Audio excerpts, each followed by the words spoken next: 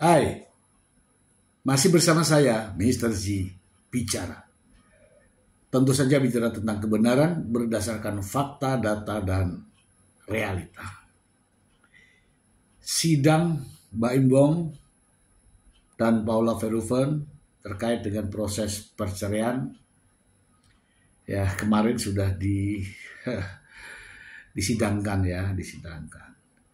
Namun ada pernyataan menarik ya terkait dengan hak asuh anak. Ini persoalannya sekarang di hak asuh anak nih ya, bukan pada perselingkuhan.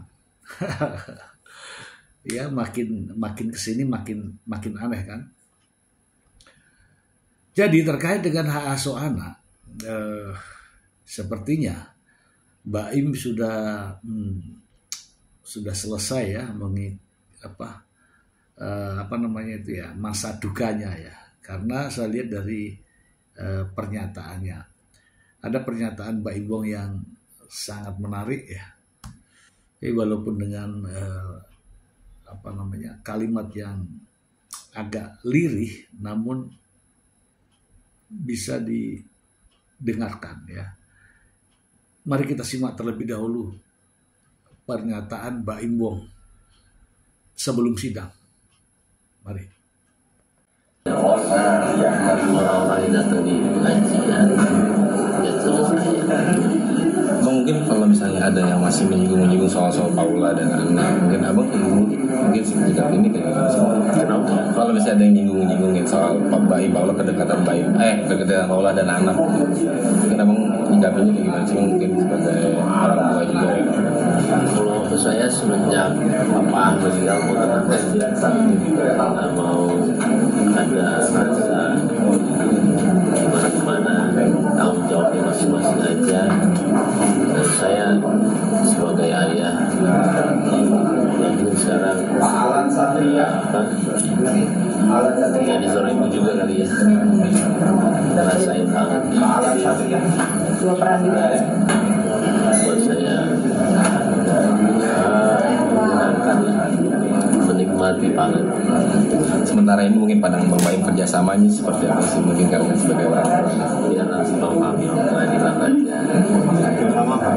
aja untuk masalah pengasuh anak. Gini. Ini biar semuanya nomor antrian A1 dengan nomor perkara 472 bukan jamnya 8. Silakan masuk ke ruang sidang 1. itu harus kepada siapa. Paradigmanya sudah berubah. Pengadilan Mahkamah Agung sudah mengeluarkan surat edaran, jurisprudensi sudah ada. Artinya yang selama ini semua mempunyai pemikiran bahwa seorang anak di bawah umur itu harus kepada ibunya, itu cara berpikir yang rusak, sudah ketinggalan zaman. Selain Baim Wong, pengacaranya Fahmi Bahmid pun memberikan pernyataan. Ya menurut saya pernyataannya ya seperti biasa, seperti juga sebelumnya. Mari kita simak pernyataan dari pengacara Fahmi Bahmid berikut ini. Sudah ada surat edaran Mahkamah Agung bahwa anak yang menentukan anak itu mau kemana, anak itu yang memilih dia mau kemana, dan untuk kepentingan anak itu sendiri. Artinya kebaikan anak, kepentingan anak, keberadaan anak, dia yang menentukan. Kalau anaknya menolak, tidak boleh dipaksakan, termasuk pengadilan. Tidak boleh memaksakan anak itu. Anak itu mau kemana, dia nyaman kemana, itu yang harus diputuskan. Walaupun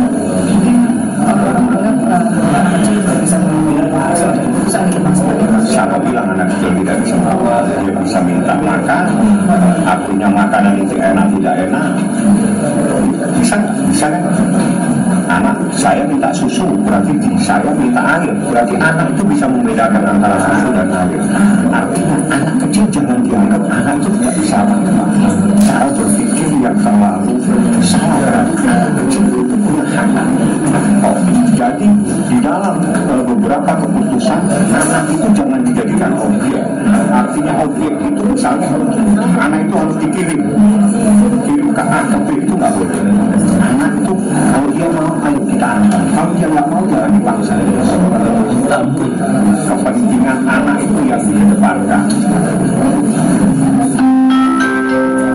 Oke ya, saya ingin juga menambahkan apa yang disampaikan tadi, yaitu SEMA ya, SEMA nomor 1 tahun 2017 tentang yang disebutkan tadi sebagai jurisprudensi. Supaya tidak salah, saya bacakan untuk Anda ya. Ini SEMA-nya di Rumusan Hukum Kamar Agama nomor 1 dalam rangka pelaksanaan Perma nomor 3 tahun 2017 tentang pedoman mengadili perkara perempuan berhadapan dengan hukum untuk memberi perlindungan hukum bagi hak perempuan pasca perceraian. Maka pembayaran kewajiban akibat perceraian, khususnya nafkah idah, mut'ah, dan nafkah madliyah dapat dicantumkan dalam amar putusan dengan kalimat dibayar sebelum pengucapan ikrar talak. Ikrar talak dapat dilaksanakan bila istri tidak keberatan atas suami tidak membayar kewajiban tersebut pada saat itu. Ketentuan ini mengubah huruf C angka 12 SEMA nomor 3 tahun 2015 in kasu nafkah idah, mut'ah, dan nafkah madliyah. Itu ya. Itu yang pertama. Yang kedua, surat gugatan dalam perkara kewarisan dan permohonan pembagian harta waris menurut hukum Islam harus menempatkan semua ahli waris yang berhak sebagai pihak. Jika tidak, ketua pengadilan atau hakim yang ditunjuk sebelum penetapan majelis hakim dapat memberi petunjuk untuk memperbaikinya. Apabila tidak diperbaiki, maka perkara tersebut dinyatakan tidak dapat diterima. Ini terkait dengan agama semua ya. 3.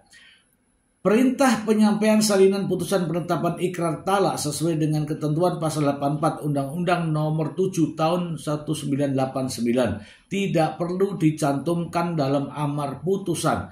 Panitera berkewajiban menyampaikan data perceraian dalam bentuk petikan yang memuat nomor dan tanggal putusan, identitas para pihak, nomor dan tanggal akta nikah, tanggal putusan perceraian, penetapan ikrar talak, dan tanggal terjadinya perceraian. Begitu juga pemberitahuan data perceraian disampaikan ke Dinas Kependudukan dan Catatan Sipil sesuai dengan ketentuan pasal 40 Undang-Undang nomor 23 tahun 2006 sebagaimana telah diubah dengan Undang-Undang nomor 24 tahun 2013 tentang administrasi pendudukan. 4. Dalam amar penetapan hak asuh anak (hadana) harus mencantumkan kewajiban pemegang hak adana memberi akses kepada orang tua yang tidak memegang hak adana untuk bertemu dengan anaknya. Dalam pertimbangan hukum, majelis hakim harus pula mempertimbangkan bahwa tidak memberi akses kepada orang tua yang tidak memegang hak adana dapat dijadikan alasan untuk mengajukan gugatan pencabutan hak adana. Ya. Yang kelima, A. Ini tidak perlu saya bacakan. Ya. Tidak perlu saya bacakan. Jadi tidak ada hak asuh anak jatuh kepada bapaknya dengan pengecualian dari SEMA nomor 1 ini. Oke, saya tidak bohong dan saya membacanya langsung. Oke, selanjutnya mari kita simak pernyataan dari pengacara Paula Verhoeven, Alfon Kurnia Palma, terkait dengan bagaimana pernyataan dari Mbak Imbong berikut ini. Kami bilang bahwa ini tidak harus. Jadi kalau sekarang tuh dari putusan MA sudah ada jurisprudensinya juga bahwa anak itu berhak memilih untuk kepentingan dirinya sendiri gitu Bang. Bahwa anak tuh dulu kalau orang bilang kan harus di bawah umur ikut ibunya. Nah sekarang tuh sudah tidak begitu. Nah seperti apa nih Bang? Jadi gini ya, pertama-tama itu memang konsep dasar atau normanya ya. Norma yang ada di dalam hukumnya itu yang ada di 105 dan 1. Itu normanya. Jadi beda ya antara norma dengan jurisprudensi. Indonesia tidak menganut jurisprudensi karena Indonesia itu menganut era fundamental. apakah yang dibilang tadi itu adalah kaidah yang menjadi rumusan dalam surat edaran Mahkamah Agung gitu. Itu yang harus dipertanyakan. Tapi norma itu tidak akan tergantikan dengan adanya kaidah gitu. Itu satu gitu kan. Dan kemudian itu pun sebenarnya tidak bisa digunakan putusan-putusan Mahkamah Agung yang sebenarnya bukan juga kaidah. Itu ada jenjangnya. Satu jenjangnya itu adalah kaidah, gitu kan. Dan kemudian kalau nggak ada kaidah itu makanya hakim menemukan hukum. Nah, hakim menemukan hukum itu yang ada di dalam jurisprudensi. Ya, jurisprudensi ini adalah putusan-putusan Mahkamah Agung yang sudah dirumuskan dalam kamar. Di dalam Mahkamah Agung. Misal contoh ini adalah perdata khusus gitu ya. Nah, di dalam perdata khusus itu sudah ada ditentukan bahwa inilah kaidahnya. Salah contohnya tentang the best interest of justice, interest of the child gitu kan. The best interest of the child gitu. Untuk kepentingan terbaik bagi anak. Itu memang gitu ya. Baru dilihat nanti tentang bagaimana sih sebenarnya menurut pendapat-pendapat dari ahli-ahli. Itu maka ada gradasi-gradasi tadi atau urutan-urutannya sehingga gitu kan itu bisa digunakan oleh hakim untuk memutuskan suatu perkara. Itu kira-kira intinya ya, terkait dengan ada putusan Mahkamah Agung ya. Jadi tidak semua putusan Mahkamah Agung dikatakan jurisprudensi, enggak. Dan lagi pula di Indonesia tidak menerapkan yang namanya jurisprudensi. Kalaupun ada nggak menerapkan jurisprudensi, yang ada di Indonesia itu adalah menerapkan kaidah-kaidah berdasarkan keputusan yang ada di dalam kamar masing-masing. Kamar perdata khusus, kamar perdata, pidana khusus dan seterusnya.